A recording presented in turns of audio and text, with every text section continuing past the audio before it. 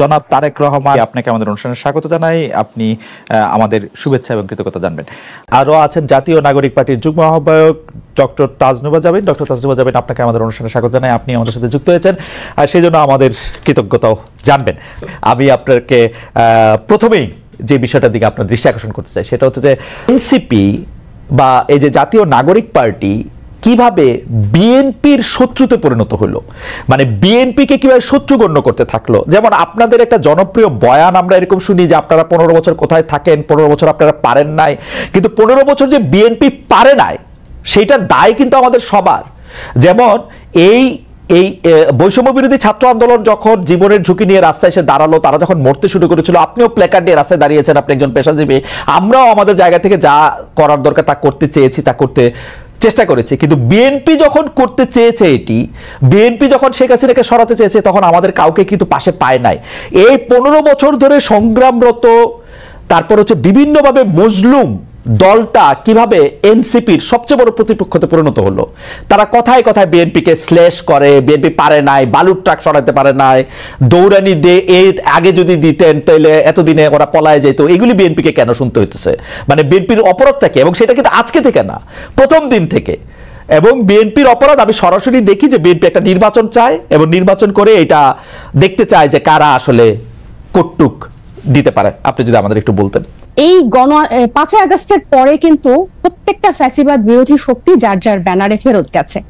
এখন যখন গণ অভ্যুত্থানটা নিয়ে প্রশ্ন ওঠে, গণ অভ্যুত্থানের ভাগিদার নিয়ে প্রশ্ন ওঠে, সবাইকে কিন্তু সমান সেটার অংশীদার তারা দাবি করে, খুব ভালো কথা। কিন্তু যখন ব্যর্থতা বা কোনো ধরনের জবাবদিহিতার মধ্যে পড়তে হয়, তখন কিন্তু শুধু ছাত্র তরুণদেরকে পড়তে হয়, বা এই গুটি কয়েক ছাত্রকে ধরে পড়তে হয় যে, এবং এই শত্রু বা তারা 15 বছরে কিছু পারে নাই, এই কথাটা কিন্তু শুধু ছাত্র তরুণদের পক্ষ থেকে যায় না, তা জনগণের পক্ষ থেকেও যায়। আপনি যদি আপনাদের এই অনুষ্ঠানগুলোর নিচে কমেন্ট গুলা দেখেন, কখনো যদি চোখে পড়ে, এখানে কিন্তু যাদের প্রকৃত অর্থে যাদের অ্যাকাউন্ট আছে, এরকম অনেক মানুষ কিন্তু খুব সুন্দর সুন্দর কথা লেখে এবং কাউকে অ্যাটাক করে না, খুব গঠনমূলক ভাবে কিন্তু লেখে। এটা থেকে কিন্তু আপনারা নিজেরাও বুঝতে পারবেন এবং আশেপাশের মানুষ থেকেও বুঝতে পারবেন যে গত 15 বছরে একটা যোগ্য বিরোধী দল হওয়ার ব্যর্থতা কিন্তু এদেশকে ভুগিয়েছে, একটা সফল বিরোধী দল হওয়ার ব্যর্থতা কিন্তু এদেশকে ভুগিয়েছে। এটা শুধু ছাত্র জনতা হিসেবে আমরা যে বলি যে, বা এনসিপি এই নতুন করে যেটা বলে, ব্যাপারটা তা না। আরেকটা বিষয় হচ্ছে, এই শত্রু বা এই মুখোমুখি দাঁড় করানোর ব্যাপারটা কিন্তু এক দিক থেকে না। আপনি দেখবেন এই যে কিছুদিন আগে এক টক শোতে আমার এক সহ আলোচক বলছিলেন, আমি 90 সালের গণ অভ্যুত্থানের একটা কথা বলছিলাম, উনি বলছেন 90 সালে তোমার বয়স কত ছিল? বেয়াদব, অপরিপক্ক, আদব কায়দা জানে না, তোমাদের বয়সে মানে এক একজনের, আমাদের রাজনৈতিক জীবন বা রাজনৈতিক পথ চলা তোমাদের বয়সের বেশি। এই যে খাটো করে দেখা, এই যে হেয় করে দেখা, তো এটার প্রতিক্রিয়াতেও কিন্তু কিছু কথা চলে আসে না। ডক্টর জাবিন আসেন, আমরা একটু আমার ব্যর্থতা, আমি আপনার প্রশ্নটা আসলে বুঝাতে পারছি কিনা আমি জানি না। আমার কাছে যেটা মনে হয়েছে যে বিএনপি গত 13 বছর ধরে, স্পেসিফিকলি বললে যে 2012 সালের পর থেকেই বিএনপি এই একটা সরকারের কাছে একটা দাবি জানায় আসতেছে, দরকার হলে সরকারকে বলতেছে ক্ষমতা চাইতে একটা সুষ্ঠু নির্বাচনের কথা বলতে। এবং এইটার মধ্যে কিন্তু বিএনপি কোনোদিন কোনো আড়াল নিতে পারে নাই। বিএনপি কিন্তু কোনো ছাত্রলীগের মধ্যে গিয়ে বলতে পারে না যে বঙ্গবন্ধু মহান নেতা, আমরা সবাই বঙ্গবন্ধুকে ভালোবাসি, এই কথা বলে কিন্তু বিএনপি রাজনীতি করতে পারে নাই।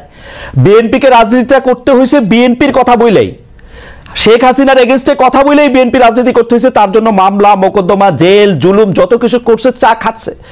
বৈষম্য বিরোধী ছাত্র আন্দোলনের নেতারা কিন্তু শেখ হাসিনার বিরুদ্ধে ফেসিবাদী আন্দোলনে গেছে হচ্ছে অনেক পরে, অনেক জায়গার পরে। সেই সময় তাদেরকে আমরা মুক্তিযুদ্ধের স্লোগান দিতে দেখছি, তাদেরকে আমরা বঙ্গবন্ধুর ভাষণ দিতে দেখছি, এবং আমরা দেখছি যে তারা নানাভাবে নানা ধরনের আড়াল নিচ্ছেন।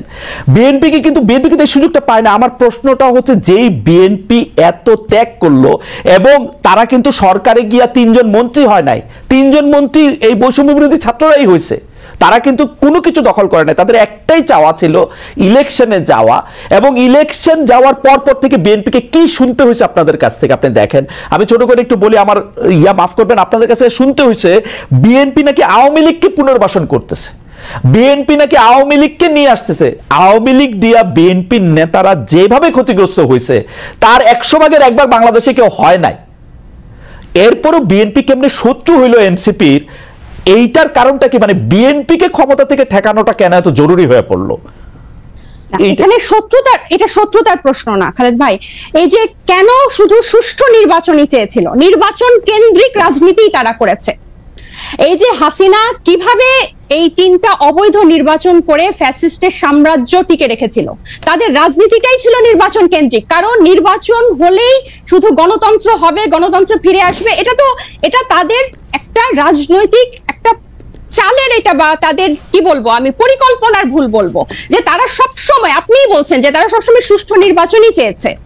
কেন তারা হাসিনার এই যে তার যে সাম্রাজ্য, 3টা বিভাগ, এই যে সবকিছু তার একক কর্তৃত্বে, একক হাতে, প্রত্যেকটা রাষ্ট্রীয় প্রতিষ্ঠানের একটা ইট পাতা যে হাসিনার কথা ছাড়া বা স্বৈরশাসকের কথা ছাড়া চলতো না, বা মানুষকে সম্পৃক্ত করার যে রাজনীতি, এটা তো বিএনপি করতে ব্যর্থ হয়েছে। এবং জনগণের কথা না বলে, জনগণ এই যে এখনো তারা যে 31 দফা বলে বলে যেসব গণভোট অসম্ভব বলছে, যেসবে আমরা জনগণকে সম্পৃক্ত করতে চাচ্ছি, বিএনপি আবার সেসব জায়গায় জনগণকে দূরে ঠেলে দিয়ে আবার নির্বাচনের কথা বলছে। এখানে কিন্তু আপনি দেখেন তারা কিন্তু আবার জনগণকে নিজেদের থেকে দূরে সরাচ্ছে। জনগণ কিন্তু তাদেরকে চাচ্ছে, এবং তারা একটা প্রতিষ্ঠিত রাজনৈতিক দল, তারা নির্যাতিত রাজনৈতিক দল। আপনি নিজেই বলছেন যে তারা সব সময় সুষ্ঠু নির্বাচন চেয়েছে। একটা দেশের গণতন্ত্র কি শুধু সুষ্ঠু নির্বাচনের, একমাত্র শুধু সুষ্ঠু নির্বাচনের মধ্যে এই নির্বাচন ব্যবস্থাটা কি রকম, এই নির্বাচনটা দাঁড়িয়ে আছে কিসের উপর? এই যে এই নির্বাচন কমিশনার গুলা, বিচারক এবং প্রত্যেকটা রাষ্ট্রীয় প্রতিষ্ঠান, তাদের মন্ত্রিসভাগুলা কিসের উপর দাঁড়িয়েছে? আইন শৃঙ্খলা বাহিনী, পুলিশ, র্যাব, প্রত্যেকটা গোয়েন্দা বাহিনী কিসের উপর দাঁড়িয়ে আছে?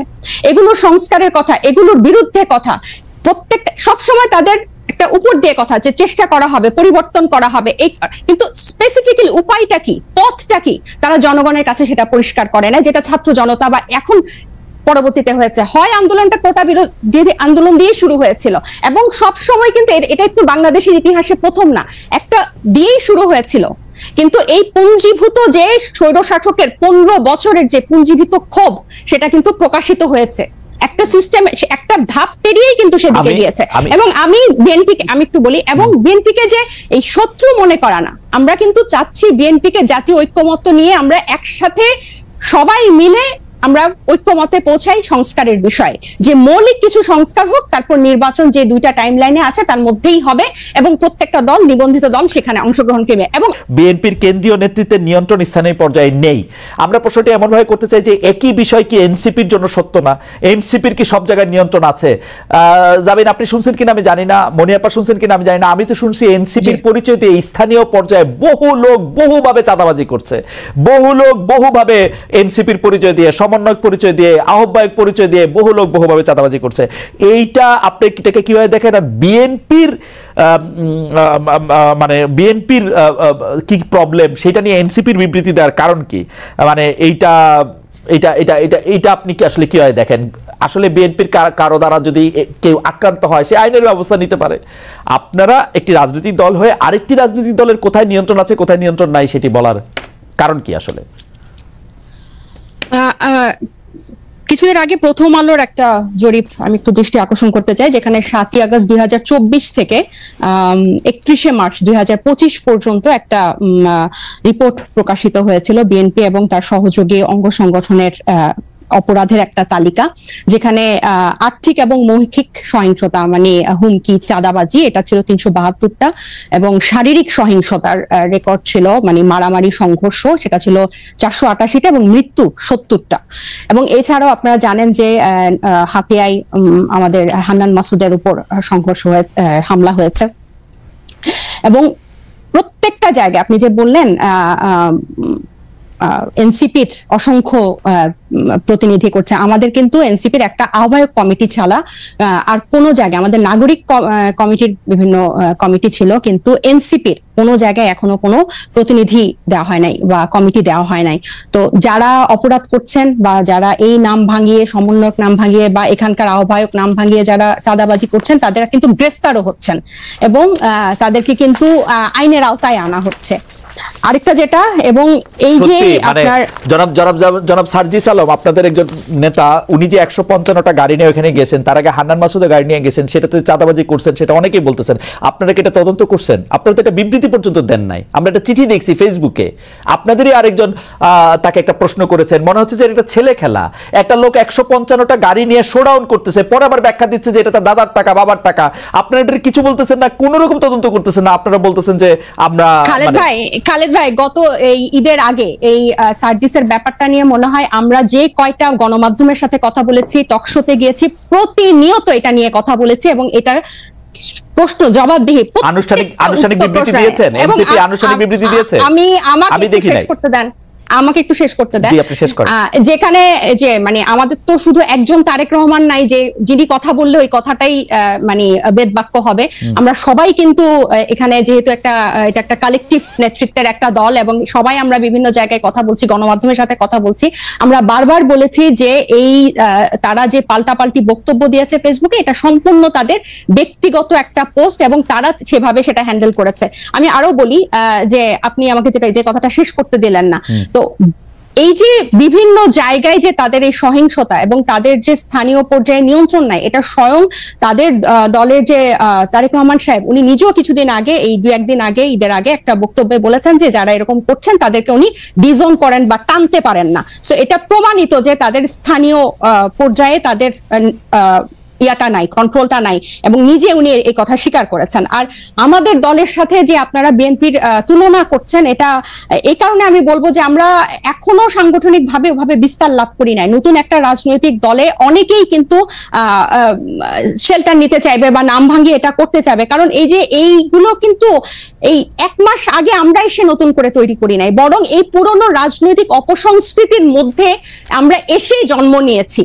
সো এখন আমাদের উপর দায়িত্ব এসব রাজনৈতিক অপসংস্কৃতি পরিষ্কার করা এবং ফেরেশতার মতো বিহেভ করা। সো আমরা কিন্তু অথবা আপনার দায়িত্ব, ডক্টর জাবির, অথবা আপনাদের দায়িত্ব হচ্ছে ওই সংস্কৃতিটারও বেশি করে করা। একটু খালেদ ভাই আমি শেষ করি। ওই সংস্কৃতি বেশি করা না, ওই সংস্কৃতির বিরুদ্ধে কথা বলা। আমরা এই রাজনৈতিক অপসংস্কৃতির বিরুদ্ধে কথা বলতে চাই এবং এটা শুধু বিরুদ্ধে কথা বলা না, আমরা এটা চর্চাটাও করতে চাই। এবং আপনি যখন বলেন যে গণ অভ্যুত্থান, বা আপনারা যখন বলেন যে গণ অভ্যুত্থান এই কোটা বিরোধী আন্দোলন দিয়ে শুরু হয়েছিল, ছাত্রদের ডাকে হয় নাই, এটা গত 15 বছর বিএনপি নির্যাতিত হয়েছে, এটা যেমন সত্য। 24-এর গণ অভ্যুত্থান বৈষম্য বিরোধী ছাত্র আন্দোলনের ব্যানারে হয়েছে, বিএনপি সেই ব্যানারে এসে আন্দোলনে অংশ নিয়েছে, সেটাও সমান পরিমাণ সত্য। এখানে এটা অস্বীকার করে কোনো উপায় নাই। ঠিক একইভাবে গণ অভ্যুত্থানের যেভাবে সবাই হকদার, এই রাজনৈতিক অপসংস্কৃতি দূর করার দায়িত্ব 1 মাস আগে জন্ম নেওয়া একটা দলের যেরকম দায়িত্ব, 47 বছর আগে জন্ম নেওয়া একটা দলের দায়িত্ব। আমরা শুধু একটা বিবৃতি দেই নাই দেখে আপনি আমাদেরকে প্রশ্ন করতে পারেন, কিন্তু একটা বিবৃতি না। আপনার কথা শেষ হইলো আমি একটু বলি, মানে এটা কথা শেষ হইলো, আপনি তো বলে যাচ্ছেন, এত সুন্দর চমৎকার কথা বলেন আপনি, আপনাকে শুনতে খুব ভালো লাগতেছে, কিন্তু আপনি যদি আমাকে একটু সময় দিতেন। জি বলেন। আপনি বলতেছেন একটা বিবৃতির কথা। আপা আপনি একটু খেয়াল করে দেখেন, আপনারা 5 স্টার হোটেলে ইফতারি কোথায় করলেন, কে আপনাদের চাঁদা দিল, সেই বিবৃতি সেটা আপনারা বিবৃতিতে জানান নাই। আপনারা রূপায়ণটার মধ্যে 2টা বিল্ডিং ভাড়া করে কেমনে থাকতেছেন, আপনারা এই 8 মাসে এটা আপনারা এটা জবাব দিতে পারেন নাই। আপনাদের শোডাউন করলেন কোত্থেকে গাড়িতে, এটার জবাব আপনারা বিবৃতিতে দিতে পারেন নাই। আপনারা কেন হাসনাত আব্দুল্লাহ হঠাৎ করে বললো আর্মি তাদেরকে ডাইকা নিয়ে বলছে আওয়ামী লীগকে রাজনীতিতে আসতে দিতে হবে, তারপরে আপনারা এটার নিয়ে কিন্তু কোনো একটা দলগত অবস্থান আপনারা জানান নাই।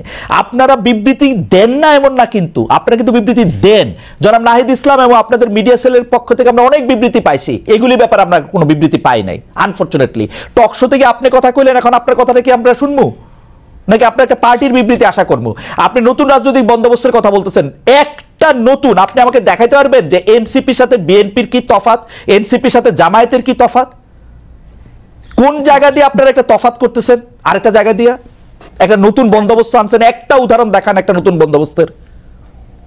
আচ্ছা খালেদ ভাই, বিবৃতি দিয়েই যদি এসব অপসংস্কৃতি বা এসব ব্যাপার থেকে মুক্ত হওয়া যেত, তাহলে বোধহয় বিবৃতি দেওয়া হতো। আমরা কোন কোন বিষয়ে বিবৃতি দিয়েছি আপনি নিশ্চয়ই সেটা যেহেতু খেয়াল করেছেন, আপনি খেয়াল করে থাকবেন।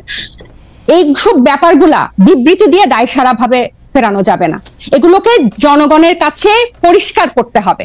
এবং অর্থনৈতিক স্বচ্ছতা আমাদের রাজনৈতিক দল জন্ম নেয়ার আগে থেকে আমাদের অন্যতম প্রায়োরিটি। শুধু বাংলাদেশে কোন রাজনৈতিক দলের এই গত 53 বছরের রাজনৈতিক সংস্কৃতিতে অর্থনৈতিক স্বচ্ছতা কখনো কোনো রাজনৈতিক দল দেখায় না। এবং আমরা জন্ম নেয়ার আগে থেকেই এই আলোচনা, আপনি যে 8 মাস বললেন, জন্ম নিয়েছে 1 মাস আগে, এর আগে থেকে আমরা যখন এই প্রক্রিয়ার মধ্যে ছিলাম, এটা ছিল আমাদের অন্যতম প্রায়োরিটি। আপনার একটা জিনিস, একজন ব্যক্তি একটা রাজনৈতিক দলের একজন দুজন কিছু করবে, সেটাকে ডিফেন্ড করে একটা বিবৃতি দিয়ে কিন্তু ব্যাপারটা থেকে দায় সারা হওয়া যাবে না। বরং আমাদের হোমওয়ার্কটা হচ্ছে, আমাদের কর্মযজ্ঞটা হচ্ছে এই জিনিসটা কিভাবে স্বচ্ছভাবে মানুষের কাছে পরিষ্কার করা যায়, যাতে এটাই হচ্ছে আমাদের বিএনপি এবং জামাতের থেকে আমাদের পার্থক্য। বিএনপি এবং এই যেসব রাজনৈতিক দল স্টাবলিশ ছিল, তারা কি শোডাউনের রাজনীতি করে নাই? তারা কি পেশি শক্তি দেখায় নাই? তারা কি আর্থিক প্রভাব প্রতিপত্তি দেখায় নাই বিভিন্ন জেলায়? এটা তো আপনি অনেক অভিজ্ঞ, আপনি অনেক বছরের আপনার অভিজ্ঞতা। আমি বলি, আমাকে শেষ করতে দেন যে এখন এটা থেকে আমরা ডিফারেন্ট কিভাবে হব, যে এগুলোকে আমাদেরকে চেক করতে হবে। বিবৃতি দিয়ে কিন্তু এখান থেকে দায়সারা ভাবে আমরা মুক্তি পেতে পারবো না। এগুলোকে আমাদের অ্যাড্রেস করতে হবে, এগুলোকে ফ্লেক্সিবল করতে হবে, কিভাবে জনগণের কাছে পৌঁছানো যায়।